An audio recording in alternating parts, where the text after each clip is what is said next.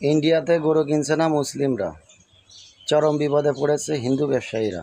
চলেন ভিডিওটি দেখি।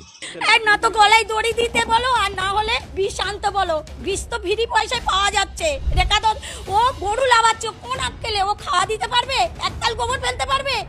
আমার 5 লাখ টাকা লোন নেওয়া, সব মহিলারা এসছে আমার বাড়িতে, এসে বলছে লোন শোধ করো। আমি কি করে করব? চলো আমার বাড়িতে, কি অবস্থা। শুভেন্দু অধিকারী এসে, তুই গদিতে বসে আছিস, তুই কি করছিস? মানুষকে এরকম করে হিন্দু ধর্মতে সবকিছু তো নষ্ট করে দিচ্ছিস।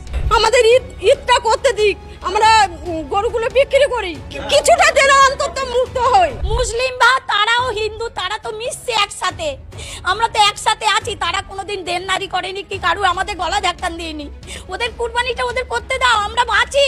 আমার মতন মহিলা, আমি মহিলা সমিতি থেকে 5 লাখ টাকা নিয়েছি, চলো আমার ব্যাংকে সব আমি জমা দিই, সুদ আসল। কি অবস্থা হচ্ছে, আমার স্বামী ভ্যান চালায়, আমরা এইভাবে বাঁচি। তাহলে আমাদের বাচ্চা কাচ্চা সব আছে, তাহলে আমরা কি করে খাবো? আমাদের আর ঘুম নেই, রাত্রে ঘুম নেই, চিন্তায়